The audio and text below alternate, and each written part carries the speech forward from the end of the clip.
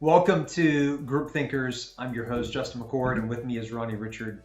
And on today's episode, we have Matt Monberg from Compassion International. Now, here's the thing, Ronnie, is that we've had people start to approach us with ideas, recommendations, suggestions. And I know you and I mean, from the journalists in each of us, we like to have the editorial process, like have some editorial integrity on choosing, right, some of these things. But we've more and more um, been able to connect with some of the most interesting people in philanthropy Yep. because of these recommendations. And Matt is one of these guys. Tell us a little bit about Matt. So Matt, he's the Journey Experience Director at Compassion International. So he's you'll hear in the episode we talk about this idea that he's very forward looking, and as he's planning out these experiences that his constituents will have, they're looking 10, 20 years down the line at what kind of interactions they're going to have with the organization. It's really just fascinating. But he also he's a incredible leader in coaching and mentoring people, and we'll get into all of that and kind of his past and everything he's done there. But you'll sense this theme of just kind of going for it, Yeah. just putting yourself out there and going for it. Yeah, I think that the idea of putting yourself out there stands out to me. And from the formation of his professional career up until even the choices that he's making and the chances that he's taking with the compassion team. It's not that they're not well informed, but there is a presence of courage and a presence of determination that I find to be inspiring in Matt's story and the way that he thinks about the work and the role that they play in connecting people with their mission. So yeah, I mean, with that, here's Matt Monberg from Compassion International on Group Thinkers. Matt, I don't think I told you that when you were put on mine and Ronnie's radar, uh, the way that you were described to us was, Mm. "Hey, y'all got to meet Matt. He's a really forward-looking guy." Okay. I don't even, I to this day, like I'm still not sure. Like, does that mean that you're always looking at like next week's calendar? Does that mean that like you're I get you're everything planned you're in advance, right? Nostradamus? Is that like what does Yeah, that mean? that's a new way. I've not been described that way beforehand, but um, yeah, I would guess that it comes from I'm kind of never satisfied with the status quo, right? And that kind of shows up in my personal life, but also my professional life. Like we can do better. We can do better. What if we did it this way? What if we approach that problem we've never been able to solve through another direction? So maybe that's what I'm gonna have to ask Maybe him what that's they meant. yeah, you'll have to ask. And I really, if I want to nitpick at it, it was that you're a really forward. Like, so there's some sort of variance, by the way, between just being a normal forward-looking guy and then one that really is forward Yeah, looking. apparently there's So, some levels to this ranking. Like binoculars or uh, something. yeah, yeah, It's the really forward looking. telescopic, really forward-looking. Matt Monberg from Compassion International. Welcome to Group Thinkers. We're excited to chat today. I am always excited to have someone join who has the bald and beard look as I do to, pressure Ronnie into joining the club. So never I know. mean, you've got it kind of under a bushel, just saying a little bit and be kind of. It Yeah, wouldn't I've take hit it much. There we today. go. Yeah, There we yeah, go.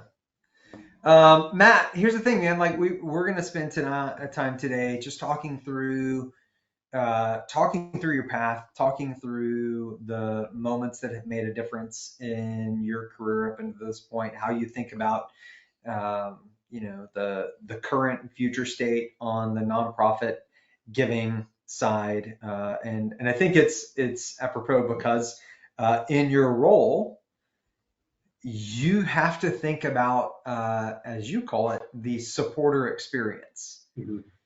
And so I'd like to, maybe just start there, and understand how you think about and or define what the heck is supporter experience. What does that Sure. mean to you, and what does that mean to compassion? Sure. So if you think about your own lives, well, first of all, thank you for having me on. It's a great honor and privilege to be here. I'll try and be appropriately forward-looking today, as we talk. Really forward looking. Really forward-looking, even though you wanted me to be like really backward-looking in my own journey.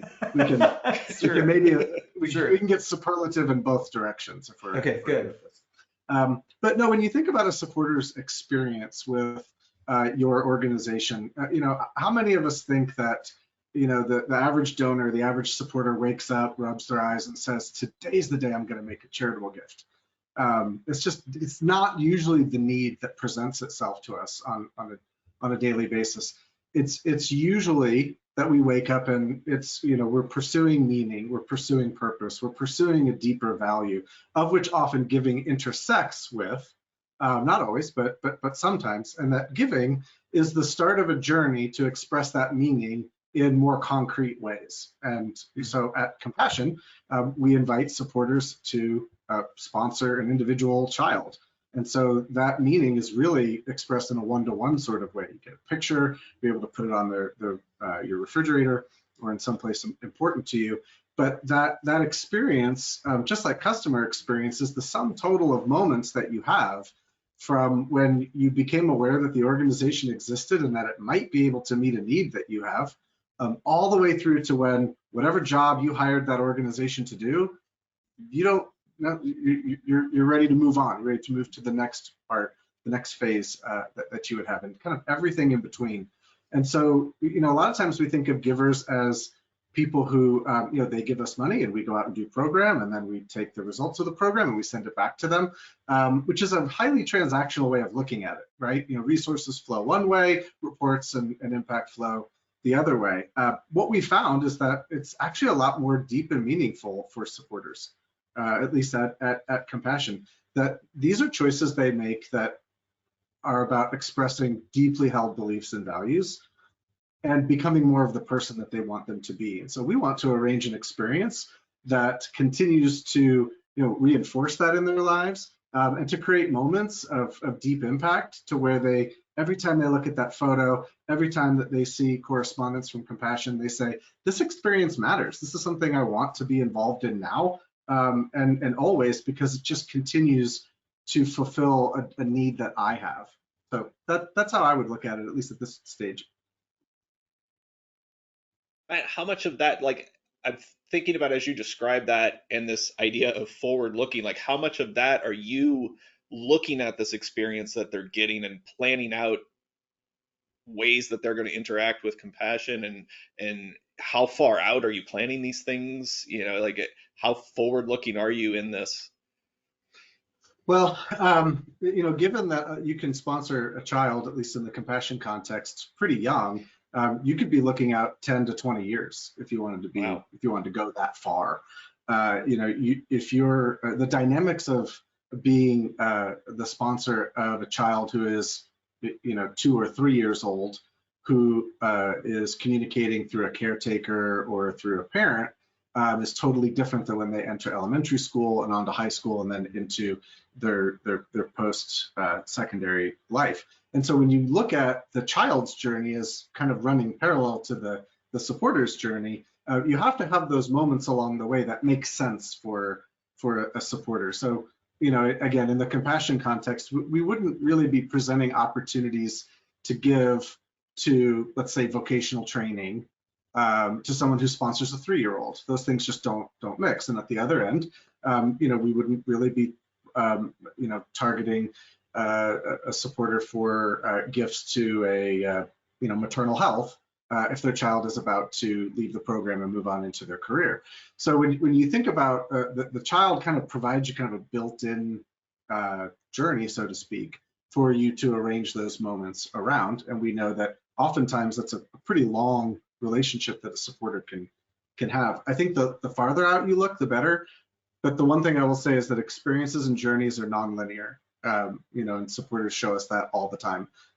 We'd like to map them out on a piece of paper. We have done that. It's a very large piece of paper, and we can show, the different, emotions throughout that journey. But it ends up being nonlinear because people and relationships are also nonlinear. And so they take on that type of characteristic. For as much as we want it to be, cut and dried and step by step, it's going to be human. And we think that's why it's so sticky, is because it's human beings in relationship with one another. And it just doesn't tend to follow that cookie cutter or stair step as much as we might like it to. Matt, that makes such a great segue. You said non-linear.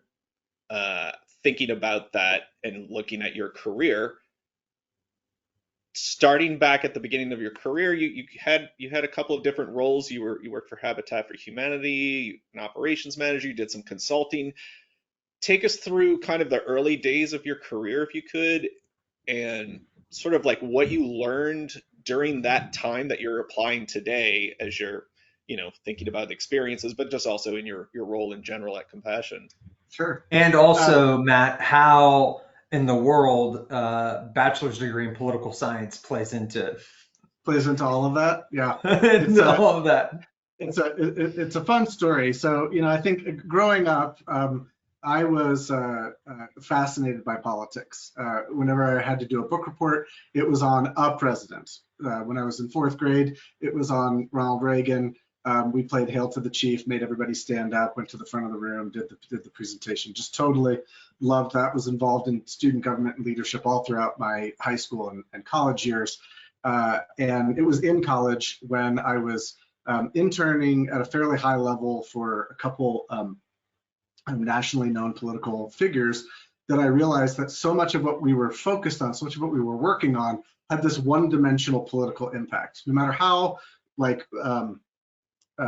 bipartisan or multi-partisan that it was still for this very earthly short-term gain, right? To stay in the public eye, to become elected. And I was looking maybe with great forward thinking about, what would my life look like in 20 years? Let me just say, I am so thankful that, around 1997, as I was making these decisions, I don't think I would like to work in politics today. It's far too polarized. I'm much more compromise oriented.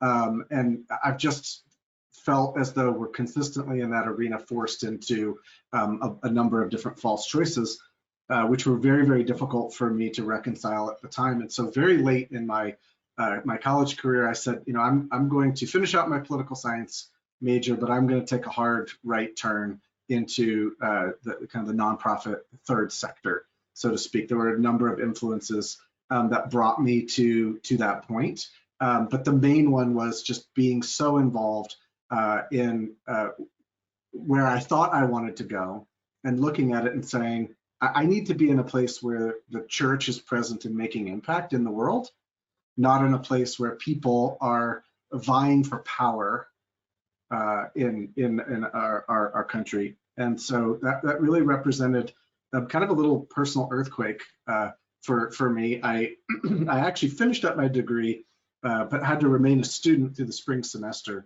Took a course called Jogging, not a joke. That was an actual course offered. And so that's when I walked down to the Habitat for Humanity office and said, do you need somebody to help? And they said, you can be the construction coordinator. Well, I hadn't built anything. I struggled to build toothpick bridges in science class when I was in high school. But what I learned through that experience is that the worst thing you can be told is no. That's really, and you're no worse off for being told no. I mean, I was 21 and walked into a Habitat for Humanity chapter in DuPage County and said, do you need help? Is there anything I can do? I can literally be here full time. And they taught me, this is how you raise money for a nonprofit. This is how we raise gifts in kind. This is how we approach people. This is how we make our case for support. At that time, we were literally doing it by fax machine, faxing requests to people. But it was a really great time of getting introduced to what this sector was all about, and that was the change I was looking for. People coming together around a mission that wasn't going to make money in the for-profit sense. It wasn't going to be a government service. It literally was going to be the people of God coming together and doing something important for people in need. And I thought this is what I want to give the rest of my life to. So that first lesson was just, no is not the worst thing that could happen to you. getting told no. And I remember walking in the front door and just say, I've got this entire semester. You want to use it? Like it's all. I'm here for you. I could jog over anytime. Uh, You can jog and over yeah, anytime. that's a subtle plug for the range of curriculum available at Wheaton. That that you can study anything from things on the theological side to political sciences to also jogging. I guess it was my way of like making good on their promise to integrate faith and learning, right? So you have to figure out how to get that into all of the How to get coursework. that And right? so how do you Yeah. integrate faith with jogging? And so apparently you jog on down to Habitat and do some good. That's awesome. It leans towards some of those sliding doors like moments, right? That as you said, you walked in that day and just said, "How can I help?" And what that's done in terms of your career. So spending time from there going on to leading an organization. And so, talk to us about that. What did that look like in terms of your time of stepping out into smaller organizations, but in a significant leadership role, and then from there going to a large organization, ultimately like Compassion, in a very instrumental strategic role. Like piece those things together for us. Yeah, so it started for me with really after that time at Habitat, not knowing what I wanted to do next, and ending up at an internship program out here in Colorado. And I thought I was going to spend the summer outside doing rock climbing and rappelling. And literally about 3 weeks in, they said, "You're really good at other stuff. Could you come work in the office?" And so I ended up taking over the internship program and the fundraising for it. Really during that time is where I got deeply exposed to several mentors to just the world of fundraising, from small sustaining donors all the way up to foundations, and kind of learned how to do little bits of all of that. Spent several years consulting, both formally in kind of my first, what I would call my first real job, outside of that kind of the camp profession, because we got to do a lot of stuff outside. But we're consulting with large nationally known nonprofits, helping to resource their mission. Again, just learning a whole lot. And then 9/11 happened, and our first daughter was born right after 9/11. We traveled a lot for work. One of the interesting parts of my story is that when I was younger, when I was 9, my father died in a plane crash in Dallas, Texas. And so I grew up for most of my life without my dad.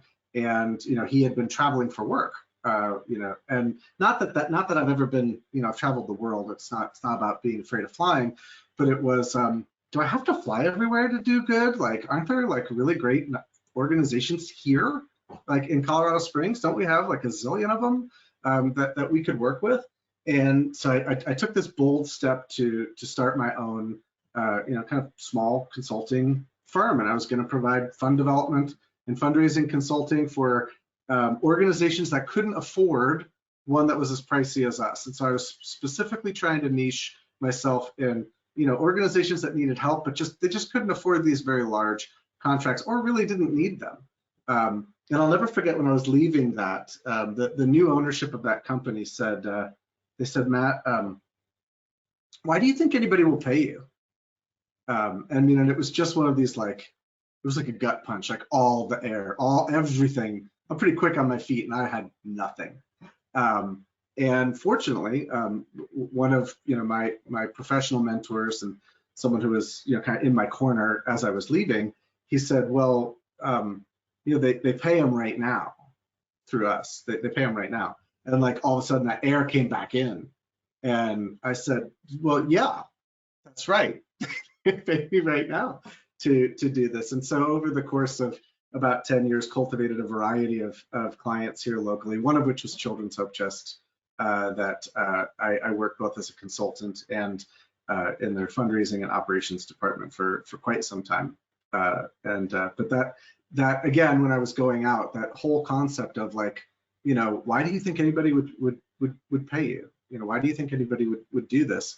And just seeing myself and seeing my development through the eyes of a mentor versus through my own eyes. I mean, for me, it was, well, of course they'll pay me because I want them to, because I need this to work out, because I'm wildly optimistic in my youth that this would be something that would go well. And to be reminded of like, no, you're actually doing that work right now, and you're doing it in a way that people would want to pay you for it was really life-giving from that particular mentor at that time.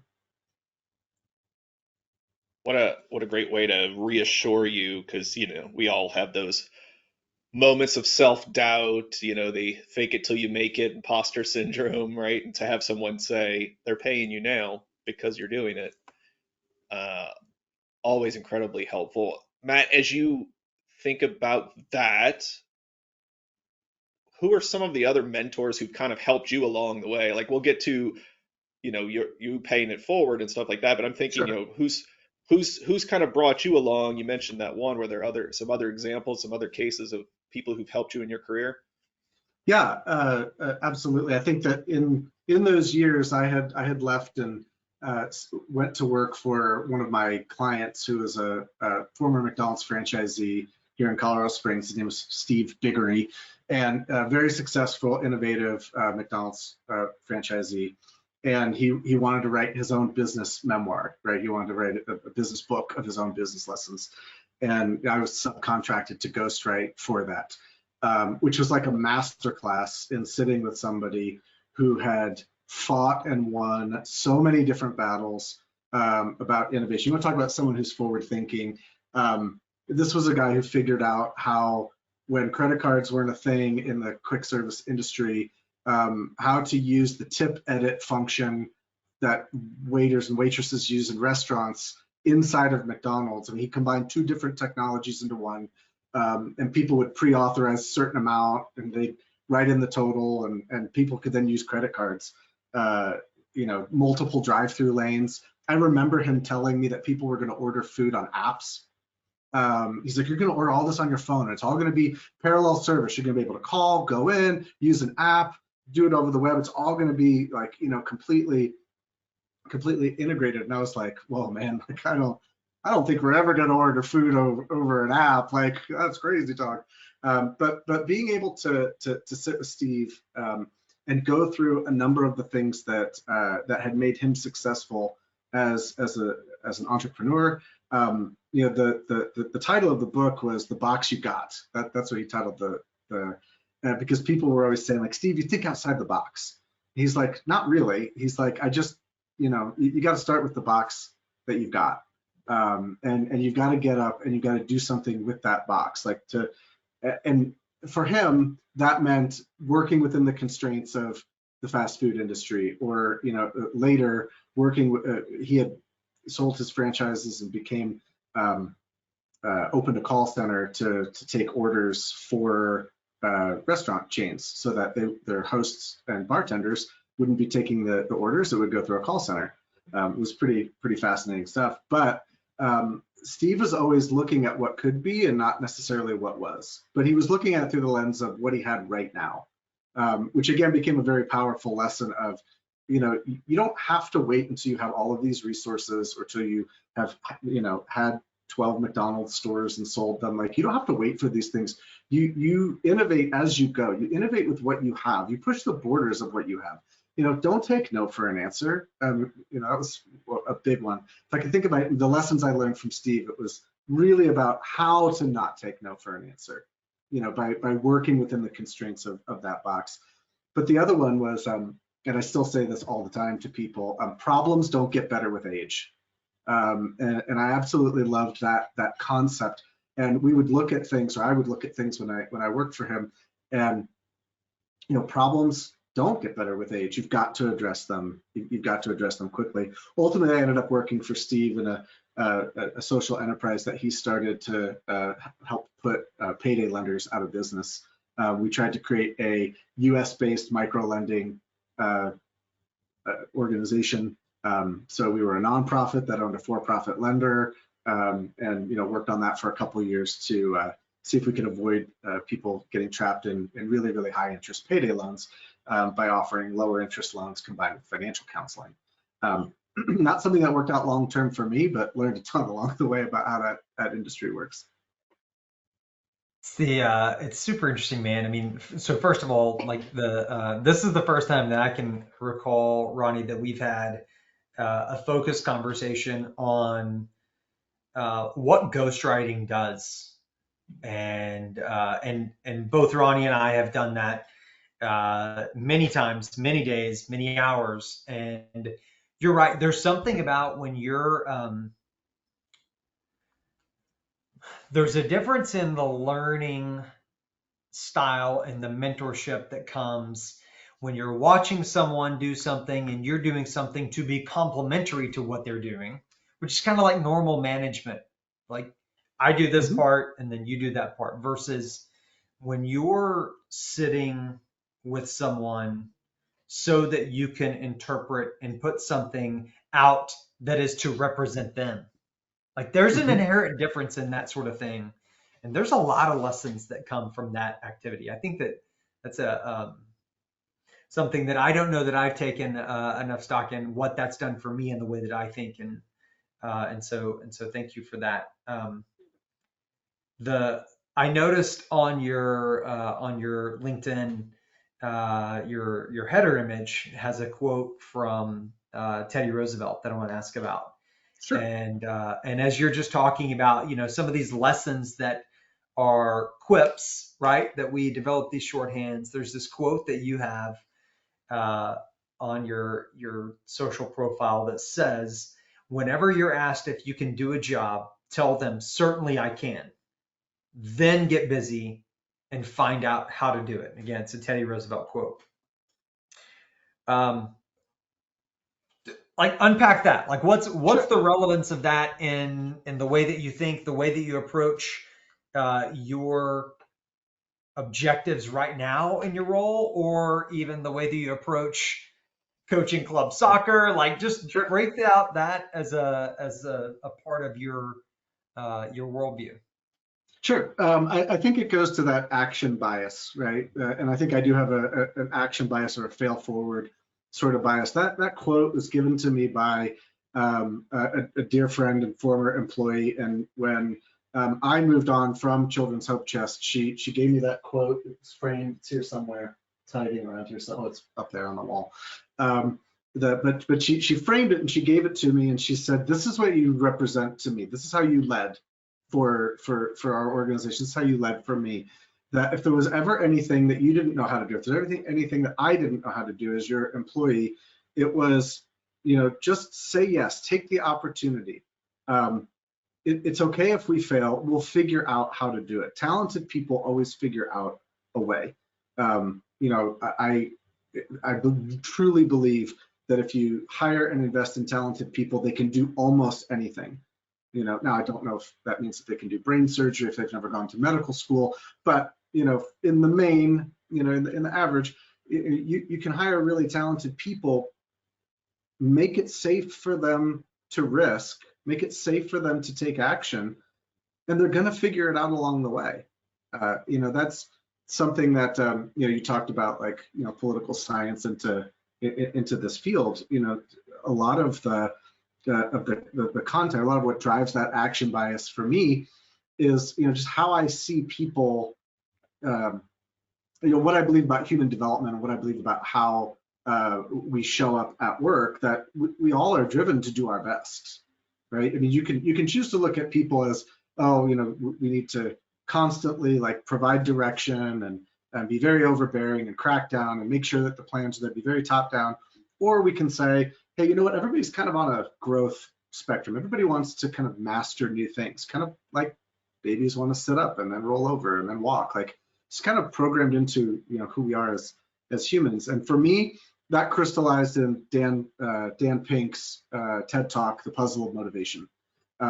If you want to understand what I believe about how people work, and apparently what Dan Pink thinks, go watch that. And he talks about autonomy, mastery, and purpose, that those are the three ingredients to motivate people. And so when I pair that with a quote like that one from Teddy Roosevelt, it's like, yeah, do people who have autonomy, mastery, and purpose, are they willing to say, certainly I can do that job, and then figure out how to do it? Absolutely. And if they've got people around them who believe, yeah, I believe that you can figure out how to do it, and you can do it really well, it's gonna go even better.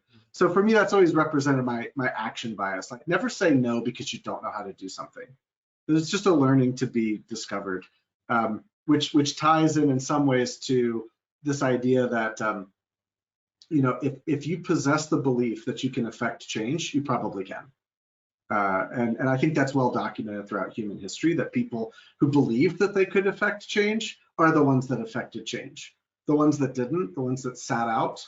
That quote pairs nicely with the arena, the man in the arena, which is also from Teddy Roosevelt, that those who dare mighty things, those who go into the ring, you know, they may get knocked out, but aren't they better off than the people sitting on the outside of the ring criticizing their performance? I certainly think so. Makes me think of something my kids get taught in school all the time, the idea of a growth mindset, that don't say, I can't do this yet. You know, you're going to get there. You take your chances and don't just quit. Like you were saying, don't sit on the sidelines and judge and say, oh, look at them, they're failing. You know, get in there and make it happen. So is that something that you, like, as you are kind of mentoring others and teaching people and coaching them, is that something that you really instill in them, this, like, this fearlessness of go for it, take action, I don't care if you fail? Because, you know, you talk about forward-looking vision, but, you know, we know you can have a vision, but if you don't have action with it, then you're not going to get there. You have to combine that. So, yeah, I'm just curious, like, is that the style that you're going for? Yeah, on our team, we have a variety of sayings, and kind of some of our core principles are, you know, we want our work, we want to show up, and it's fun, flat, fast, fearless, and faithful, right? Those are kind of our 5 F's of the Journey Experience team, or the JET, as we call it. I've always thought it's ironic that, you know, with my history that I just shared, that I lead a team called the JET, and I have a little plane in my email signature. But, you know, God is always up to interesting things. But those are kind of those 5 values. But fearless is really where that would camp out, in the sense that, you know, we're not going to be driven by fear. We're not going to be driven by fear that we don't know how to do something, or fear that we're going to fail, because failure is our best teacher. Our chief marketing officer, Ken Caldwell, had talked about, or he talks about, he likes reds and greens, not yellows, right? Like, if something is green or red, you have either clearly succeeded or you have clearly learned. If something is yellow, tepid, right? You just you didn't stretch far enough. Maybe you played it too safe. You know, and you didn't quite put a test out there that was big enough to get a result, either positive or negative, but you're either succeeding or learning. You know, it's one of those two things. And so you mentioned soccer, and really it's, kids are kind of like your purest laboratory about this. But we do it with the parents as well. It's like, everybody raise your hand if you're going to make a mistake this season, right? And like every hand should go up in the room. You know, I tell the parents, like, you're gonna behave in ways that you don't think you are right now, right? You're gonna get worked up by the game, and that's okay. Like, we learn. You know, girls, I expect you to make a mistake. You know, there's a reason that we practice all this stuff every single week. I practice over and over and over again, and it's not to get to the game and then play it safe.